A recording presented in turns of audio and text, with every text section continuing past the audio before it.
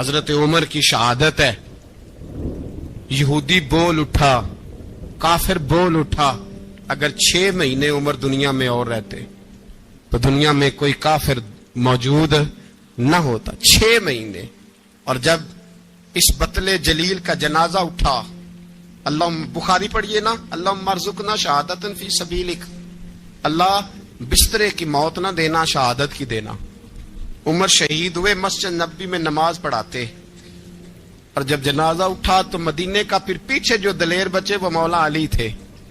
مولا علی, جناب عمر کا جنازہ اٹھا تو سب سے پہلی ہائے جو نکلی وہ حضرت علی کی زبان سے نکلی, اور حضرت علی کی ساری داڑھی آنسوؤں سے بھر گئی.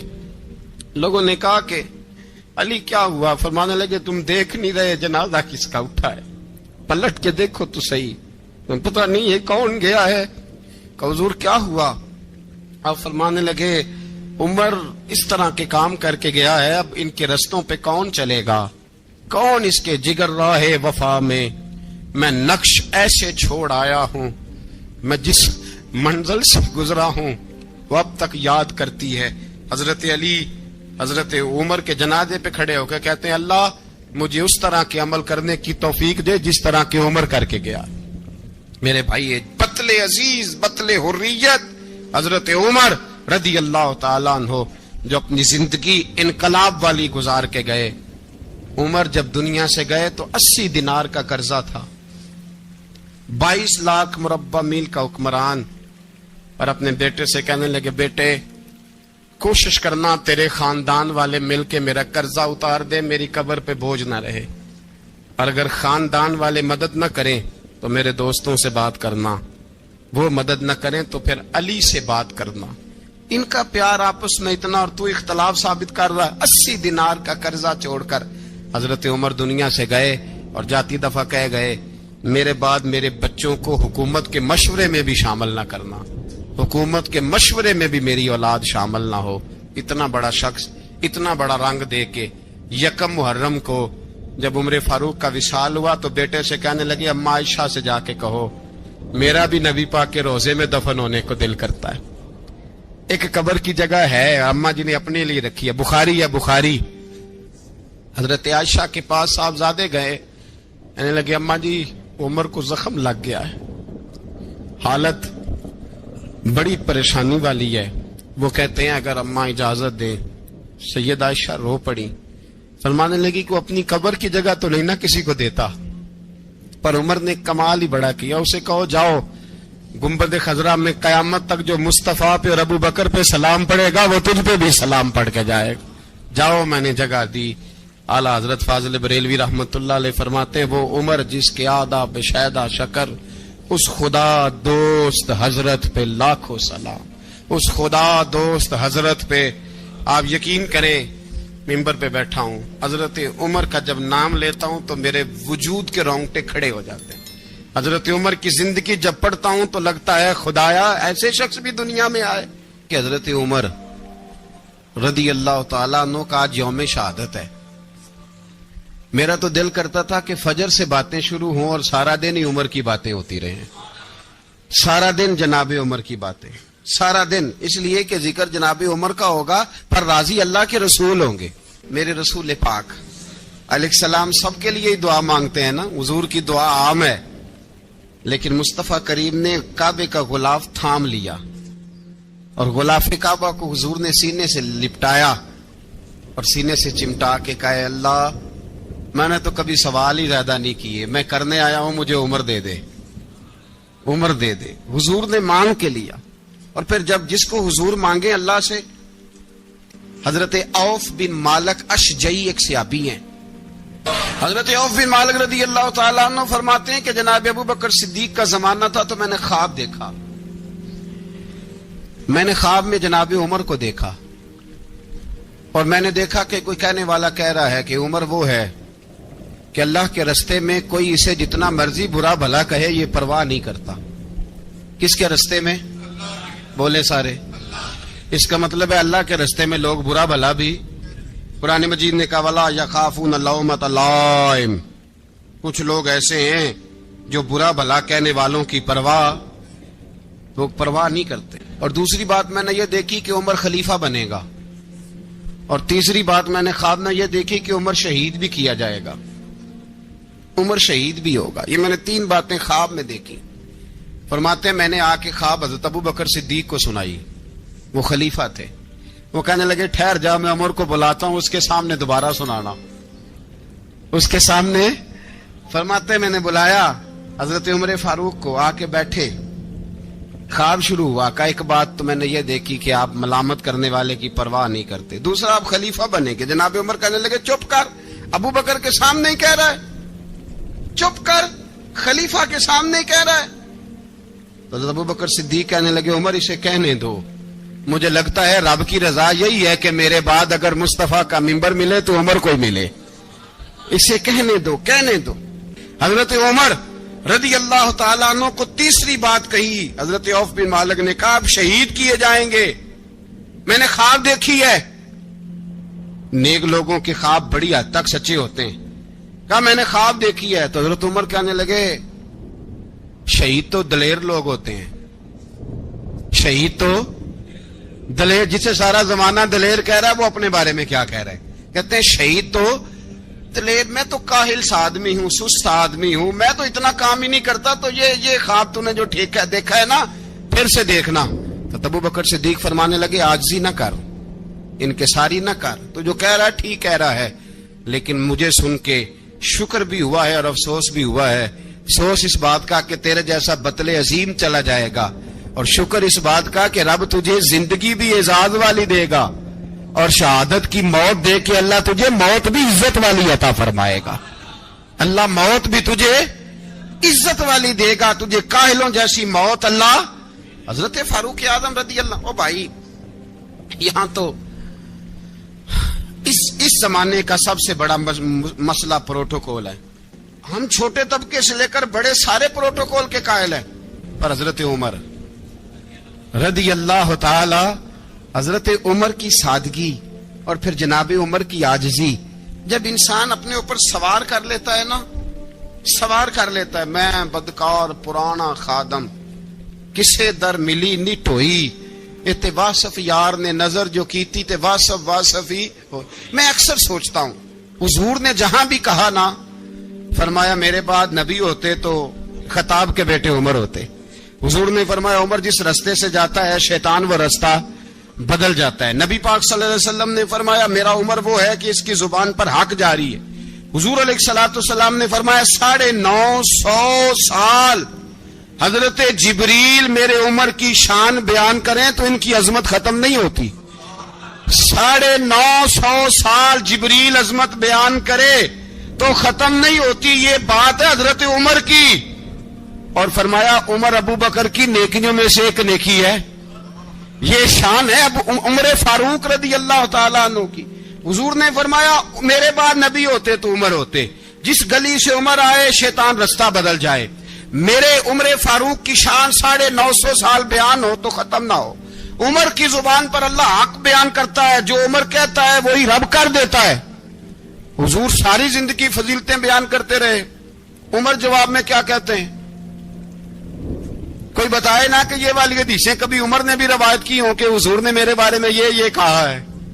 یہ روایتیں وہ روایت نہیں کرتے، ان سے جب لوگ کہتے عمر تیری بڑی بات ہے تو عمر رو پڑتے، کہتے میں تو اونٹ چرانے والے باپ کا بیٹا ہوں، میں تو اونٹ چرانے والے باپ کا بیٹا ہوں، اونٹ چرا۔ اس سے آگے عمر گئے ہی نہیں ساری زندگی، اس سے آگے لفظ ہی نہیں ادا کی۔ اور میں تو بھائی اونٹ چرانے والا، میرا باپ تو اونٹ چرایا کرتا تھا، 10 اونٹ تھے، میری ڈیوٹی ہوتی تھی، سنبھالے نہیں جاتے تھے، ابا ڈنڈوں سے مارتا تھا۔ ساری زندگی عمر حج کرنے گئے، ایک خشک تنا کھجور کا عمر فاروق رضی اللہ تعالیٰ عنہ نے اس کو اپنے کلاوے میں لیا، رونے لگے۔ لوگوں نے کہا عمر کیا ہوا؟ فرمانے لگے یہاں میں اونٹ چرایا کرتا تھا، یہاں میں اونٹ چراتا تھا، 10 اونٹ سنبھالے نہیں جاتے تھے۔ دیکھو رسول اللہ کی شان، آج ساری امت چلانے کا طریقہ عطا فرما دیا ہے، ساری نظریے سے پیار۔ یار پیسہ کس کو برا لگتا ہے؟ سارے صحابہ مل کے آئے، کہنے لگے عمر فاروق سے کہنا ہے نبی پاک کے زمانے میں تو ظاہراً غربت تھی، ابو بکر کے دور میں بھی غربت تھی، اب تو بڑا محال ہے۔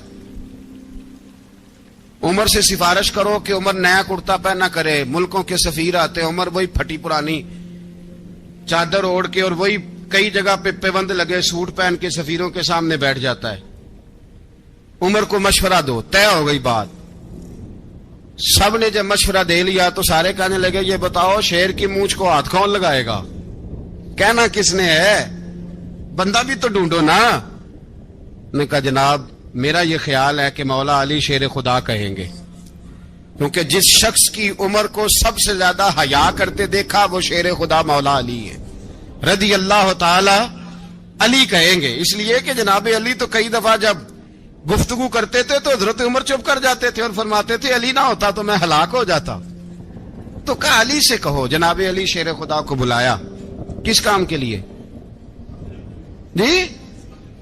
اللہ اکبر. یہ ذرا آپ نے اس دور پہ اس بات کو ذرا کہا جناب ان سے کہیں کہ زیادہ نہیں, ایک کرتا نیا پہن لے. سفیر آتے ہیں وزیر آتے ہیں تو ایک کرتا نیا پہن لے.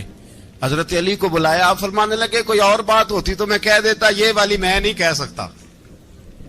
کوئی اور ہوتی تو میں عمر کو کئی دفعہ کہہ دیتا ہوں, جلال میں بھی تو سن, یہ والی میں نہیں کہہ سکتا. میں تمہیں ایک مشورہ دیتا ہوں. کہ وہ کیا؟ کہنے لگے سید عائشہ صدیقہ سے کہو, وہ مومنوں کی ماں ہیں, عمر ٹالے گا نہیں. اماں جی سے جا کے کہا اماں جی نیا کرتا عمر سے کہیں پہن لیں. وزیر آتے ہیں بڑے بڑے لوگ تو چلو کوئی حرج نہیں. اماں جی نے کہا اچھا کوئی بات نہیں میں بلا لیتی ہوں. جناب عائشہ نے پیغام بھیجا. جب خادم نے کہا نا مصطفیٰ کے گھر سے پیغام آیا ہے, تو 20 لوگ بیٹھے تھے. عمر کانپتے ہوئے اٹھے, کانپتے دوڑے. حضرت عائشہ پردے میں تھی تو فرماتی ہیں عمر اتحیات کی حالت میں بیٹھ گئے. کہا اماں جی دیر تو نہیں ہو گئی مجھے آنے میں؟ کہا نہیں ٹائم پہ آ گئے ہو. کس لیے بلایا تھا؟ کہا عمر دیکھو غربت کے معاملات اور ہوتے ہیں, جب اللہ آسانی دے تو کوئی چیز استعمال کرنا حرام نہیں ہوتی, اگر حرام ہے تو بتاؤ. کہا نہیں اماں جی حلال ہی ہے. تو فرمایا پھر اتنے سفیر آتے ہیں مشیر آتے ہیں, اب تو مال غنیمت بڑا آتا ہے, ڈھیر لگ جاتے ہیں مسجد میں, تو چل ایک نیا کرتا تم بھی پہن لیا کرو. اور آپ نیا کرتا پہنو گے تو دھاک بیٹھے گی غیروں پر. تو صحابہ کا مشورہ ہے کہ آپ نیا لباس پہنے. اماں جی کہتی ہے میں نے حکم دیا تو عمر چپ کر گئے, گردن جھک گئی. تھوڑی دیر کے بعد سیدنا عمر فاروق نے سر اٹھایا تو داڑھی پہ آنسو گر رہے تھے, رو پڑے.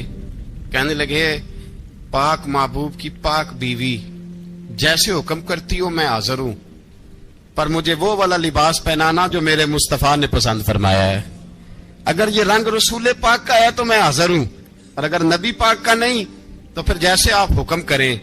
جناب عائشہ کہتے ہیں عمر روئے تو میں زیادہ روئی, میرا پلو بھیگ گیا آنسوؤں سے. میں نے کہا عمر آپ جائیے. عمر یوں نکلے تو جو صحابہ کھڑے تھے وہ کونے میں تھے, سارے آ گئے. کہا اماں جی کیا بناؤ؟ فرمایا بھائی تم سب جو باتیں کہتے ہو وہ اپنی جگہ ٹھیک ہیں, پر عمر جو بات کرتا ہے وہ سب سے زیادہ ٹھیک ہے. عمر جس پہلو پر بات کرتا ہے وہ یار ایسی عاجزی, ایسا رنگ, ایسا انداز, ایسا طرز حیات, ایسی زندگی. اولاد کے معاملے میں لوگ بزدل ہو جاتے ہیں, بزدل. پر حضرت عمر کا بیٹا مصر گیا, وہاں سے کمائی کر کے لایا, تجارت کرنے گیا, لاکھوں کا مال. کون سا باپ ہے دنیا میں جس کا بیٹا باہر سے پیسے لے کے آئے تو ابا تفصیل پوچھے کہ بیٹا کہاں سے کمائے, کہاں سے لایا, کتنے ملے, کیوں آئے؟ کون سا باپ تفصیل پوچھتا ہے؟ ابا تو کہتا ہے لا صحیح, اور تعریفیں کرتا ہے میرا بیٹا بڑی کمائی کرتا ہے. کبھی پوچھا ہے اس سے کہ ڈیوٹی صحیح دیتا ہے کہ نہیں؟ کبھی پوچھا ہے کہ تو ایمانداری کی روزی لاتا ہے کہ حرام کی کماتا ہے؟ یہ باپ کی ذمہ داری ہے, یہ اماں کی ذمہ داری ہے. پھر کہتا ہے بیماری کیسے آ گئی, پریشانی کیسے آ گئی؟ تو نے کبھی سوال کیا اپنی اولاد سے؟ حضرت عمر فاروق رضی اللہ تعالیٰ عنہ کا بیٹا مصر سے پیسے کما کے لایا تو جناب عمر نے بلایا, فرمایا بیٹے اتنی تو تیرے پاس راس ہی نہیں تھی, تھوڑے سے تو پیسے لے کے گیا تھا, اتنی کمائی کیسے ہو گئی؟ اتنے تو پیسے نہیں تھے صاحب, کہاں سے کمائی لائے؟ اس نے کہا ابا جی وہ جو میرے چچا ہے نا مصر کے گورنر, آپ کے دوست, انہوں نے میری مدد کی ہے. فرمایا جتنے لوگ گئے تھے سب کی ہے مدد اس نے. کہا نہیں صرف میری کی. فرمایا تیری کیوں کی؟ تیری کیوں کی؟ کہا حضور آپ کے دوست ہیں. فرمایا چپ کر حضور انہوں نے مجھے اتنے پیسے دیے, میں نے کاروبار میں ڈالے تو نفع آیا تو میں ان کی رقم دے کے. فرمایا خاموش ہو جا, باقی جتنے لوگ گئے تھے سب کی مدد کی اس نے؟ کہا نہیں حضور صرف میری کی. فرمایا اس نے تیری مدد نہیں کی, اس نے خلیفہ کے بیٹے کی مدد کی, اس لیے کہ وہ خلیفہ کو اپنے حق میں نرم کر سکے. فرمایا آدھا مال تیرا ہے, آدھا مال غنیمت کا ہے, مال خزانہ کا ہے, مسلمانوں کا ہے, اس لیے کہ تو جو وہاں سے مال کما کے لایا ہے وہ اپنے باپ کے خلیفہ ہونے کی وجہ سے کما کے لایا ہے, لہذا رکھ ادھر. یہاں کہتے ہیں کدھر سے آیا, کیسے آیا, کون سا حساب دیں, کیا کریں؟ او بھائی حضرت عمر رضی اللہ تعالیٰ عنہ کا اپنی اولاد کے بارے میں یہ رنگ ہے. ایک جنگ سے نا خوشبو آئی, خوشبو بڑی مہنگی ہوتی تھی, عرب میں خوشبو آج بھی بڑی مہنگی ہے, وہ زیادہ استعمال کرتے ہیں. میری باتوں کی سمجھ آ رہی ہے میرے بھائیوں؟ بڑی مہنگی خوشبو تھی. جب وہ خوشبو آئی تو حضرت عمر نے کہا, گھر میں پہلے پہنچی حضرت عمر کے, چونکہ زیادہ عورتیں استعمال کرتی تھی گھر کے اندر خوشبو, مرد بھی لگاتے تھے. حضرت عمر نے اپنی بیوی سے کہا, آپ کی زوجہ تو تھی وہ بڑی خوشبو کو پسند کرتی. حضرت عمر نے اپنی زوجہ سے کہا کہ خوشبو لاؤ, میں نے ایک عورت کی ڈیوٹی لگائی ہے, وہ خوشبو تول کے نا تو حصہ برابر صحابہ میں بانٹ دے گی. تو آپ کی زوجہ کہنے لگی کسی بی بی کی ڈیوٹی لگانے کی کیا ضرورت تھی, میں جو موجود تھی میں بانٹ دیتی ہوں تول کے حصہ برابر. آپ نے فرمایا نہیں تو رہنے دے, فلانی بی بی بانٹے گی. کہا حضور میں نے بھی بانٹنی ہے, میرے پہ کچھ حق ہے؟ آپ نے فرمایا نہیں تو تفصیل نہ پوچھ, تو خوشبو دے دے, کوئی اور بانٹے گی. خاتون خانہ تھی نا, کہنے لگی نہیں مجھے بھی آج آپ کو بتانا ہی پڑے گا کہ کوئی جو بانٹ سکتی ہے تو میں کیوں نہیں بانٹ سکتی. زوجہ کہتی عمر نے بات کی تو میری چیخیں نکل گئی. حضرت عمر فرمانے لگے جب تو خوشبو بانٹے گی نا تیرے ہاتھوں کو بھی لگے گی, تیرے دوپٹوں کو بھی لگ جائے گی.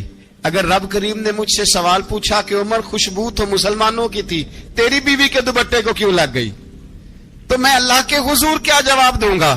اگر اللہ نے یہ سوال کیا کہ تیری بیوی نے کیوں لگائی, وہ تو حصہ تھا مسلمانوں کا, تو نے تیری بیوی نے کیوں لگائی؟ تو فرمایا میں نہیں چاہتا کہ اللہ کے حضور مجھے اور تجھے باز پرس ہو, لہذا کسی اور کو بانٹنے دے.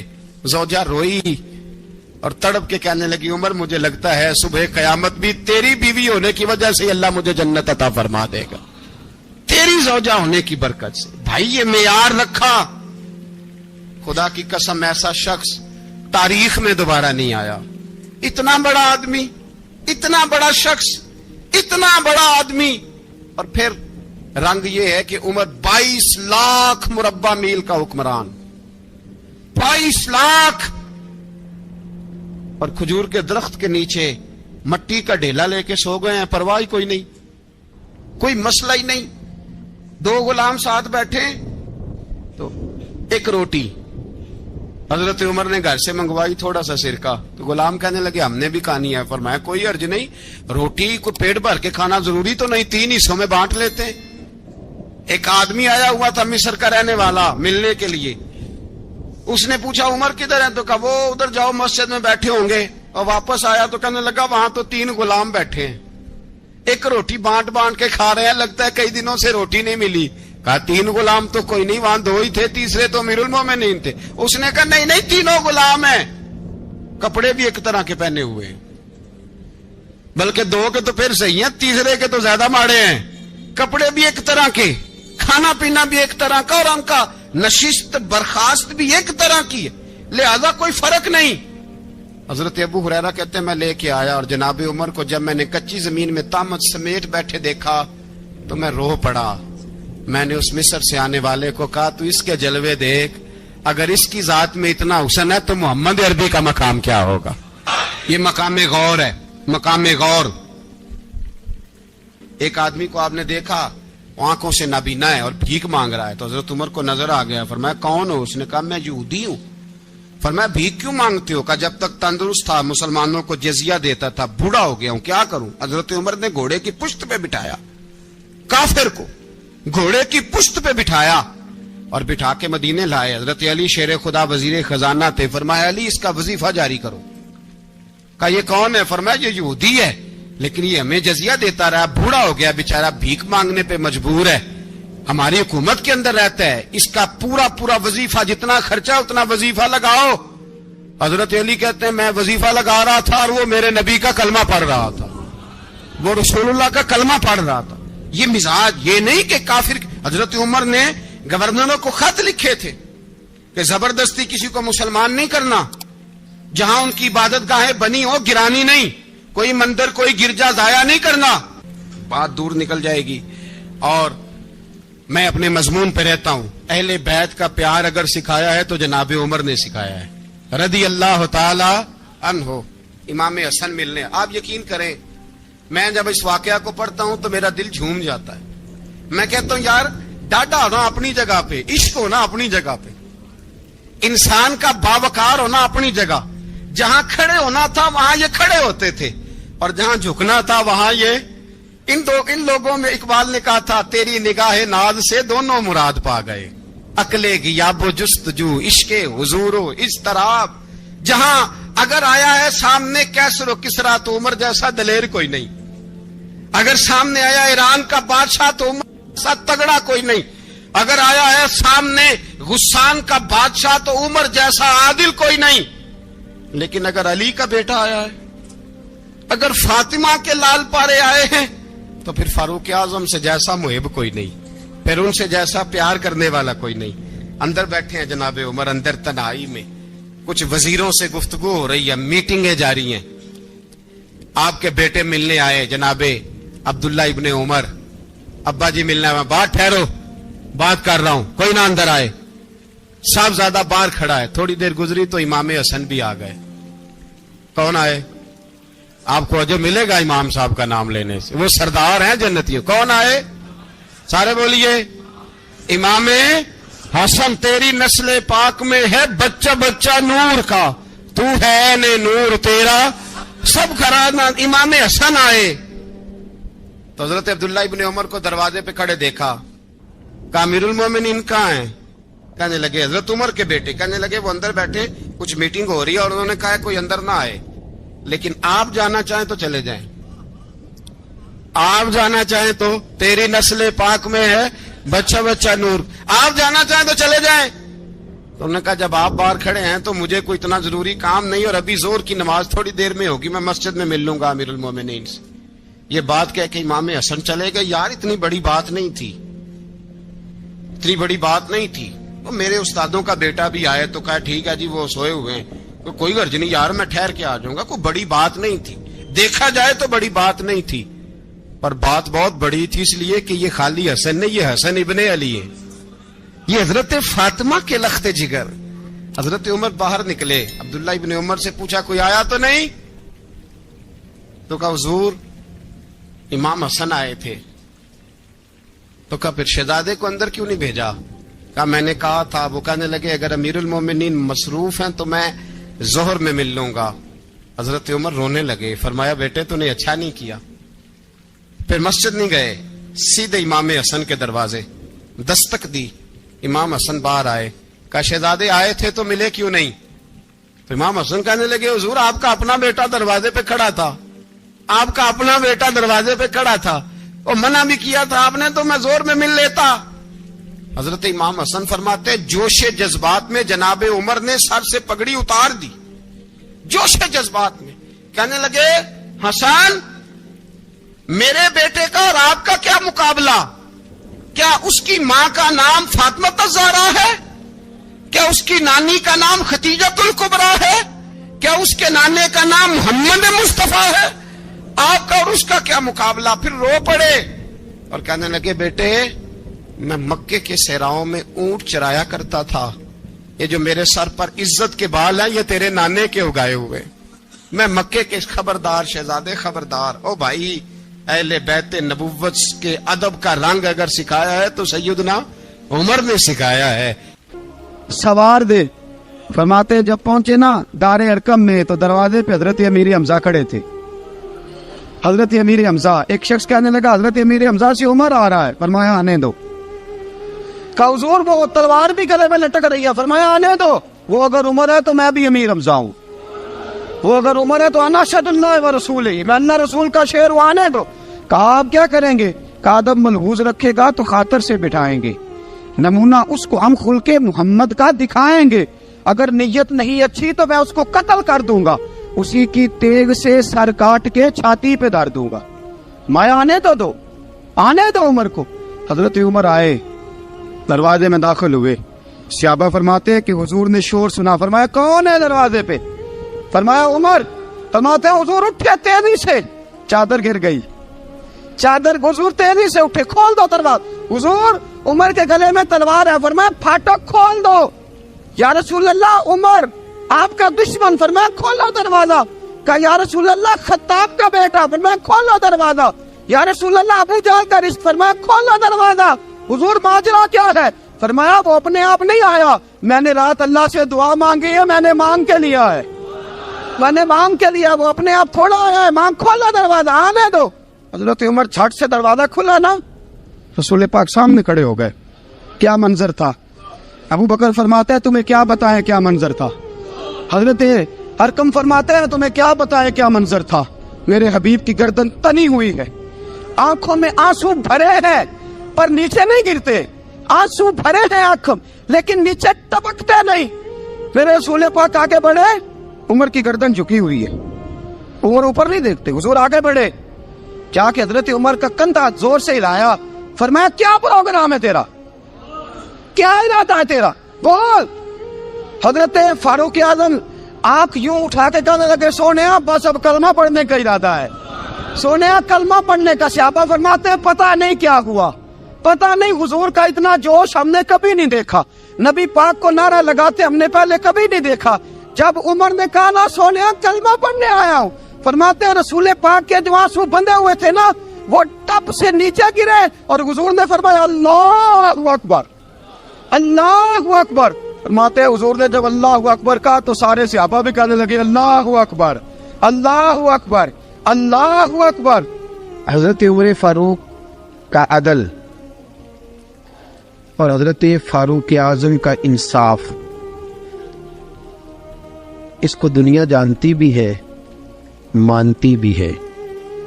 हजरत फारूक आजम रज़ी अल्लाह तआला अन्हु काजियों का तकर्रुर करते वक्त सबसे ज्यादा एहतियात करते थे कि बंदा किस किस्म का है, इसका मिजाज क्या है, मुआशरे में इसका वकार कैसा है, उस हिसाब से उसको तकर्रुर करते थे काजी के लिए। और क्या हाल था? हज़रत ज़ैद बिन साबित रज़ी अल्लाह तआला अन्हु को आपने काजी मुकर्रर किया, बाद में माजूल कर दिया। क्यों आपने माजूल किया है? तो हज़रत उमर कहने लगे उसकी वजह है, एक दिन एक शख्स ने, हज़रत उबई बिन काब ने मुझ पर मुकदमा किया, हज़रत उमर पर मुकदमा कर दिया। तो फरमाते हैं कि मेरे सामने मैं देख रहा था, जब मैं अदालत में पहुंचा तो ज़ैद बिन साबित ने मेरा खड़े होकर इस्तकबाल किया, और जब मुदई आया है तो वो बैठे रहे हैं। तो मैंने कहा कि जब आप दोनों में मिलते वक्त इंसाफ नहीं कर रहे तो फैसले में कैसे इंसाफ करेंगे? आप इस काबिल नहीं कि आपको काजी बनाया जाए। माजूल कर दिया।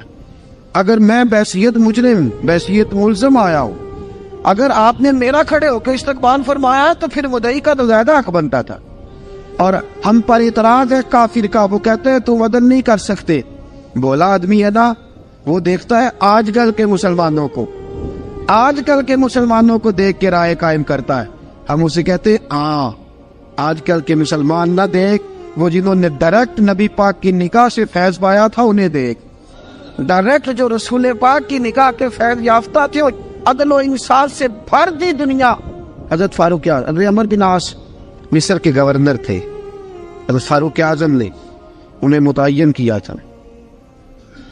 उनके बेटे का मिस्र में झगड़ा हो गया किसी आम आदमी के साथ, गवर्नर के बेटे का, और गवर्नर के बेटे ने उस मिस्री को, एक आम आदमी को दुर्रे मारे। तुझे पता नहीं मैं गवर्नर का बेटा हूं?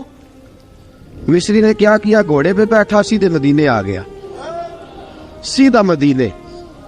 हजरत फारूक आजम के दर दौलत पे पुश्त से कपड़ा उठाया, पुश्त से उसने अपने निशान दिखाए तो जनाब उमर की आंखों में आंसू आ गए।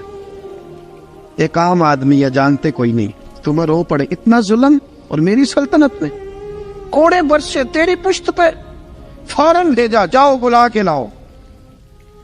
तो अमर बिन आस अपने बेटे समेत आए, बड़ी अदालत है।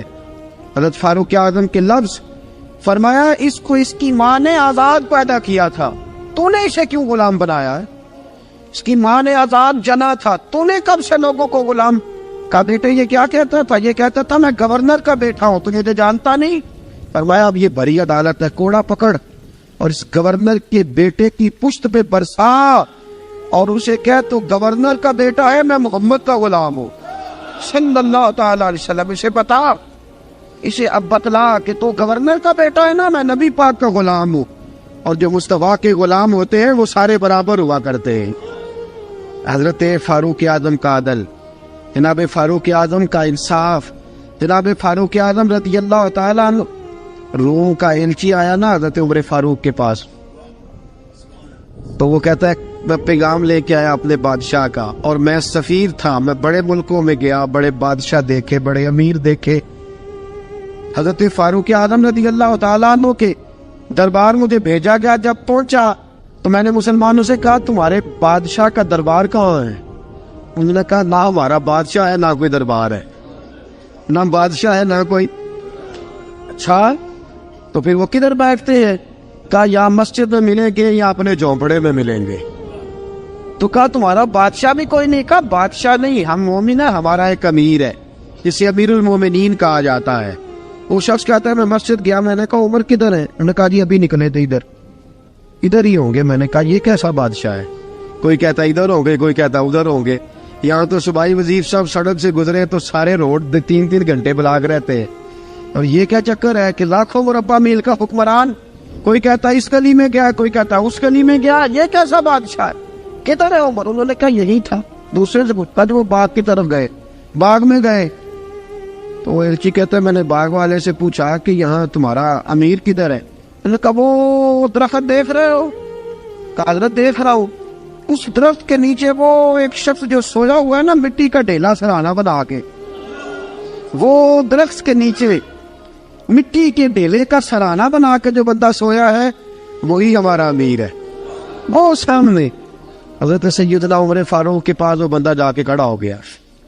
वो कहता है कि पसीना गिर गिर के ना मिट्टी के ढेले पे गारा बना रहा था, पसीना गिर गिर के मिट्टी का ढेला, वो तर था। हजरत फारूक आजम सो रहे थे। कहने लगा मैं 20 और दर्जनों बादशाहों को देख चुका था जिनकी आंखें 10 गन। हजरत उमर की आंख खुली, तामत समेटी उठ के बैठ गए। किधर आया है? कहने लगा हजरत जी आया तो किसी और काम था, आया तो किसी, लेकिन अब काम कोई और बन गया है। आपने फरमाया अब क्या काम बना है? कहने लगा मेरा काम ये बना है कि मेरा भी दिल किया मैं भी कलमा पढ़ूं और नबी पाक का गुलाम बन जाए।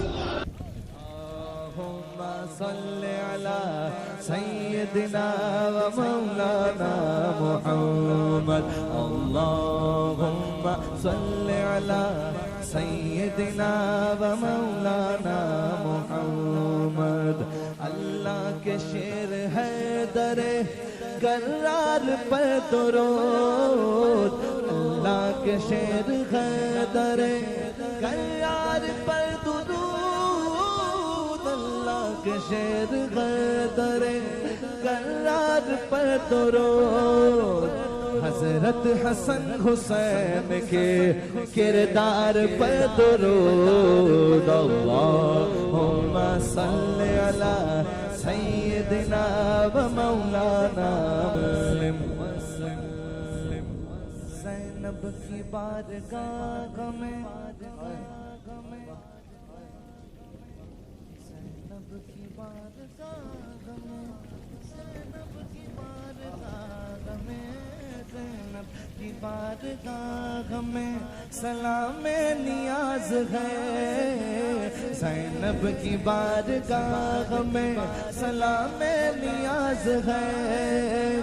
जो मुर्तज़ा की लाडली ज़हरा का नाज है। अल्लाहुम्मा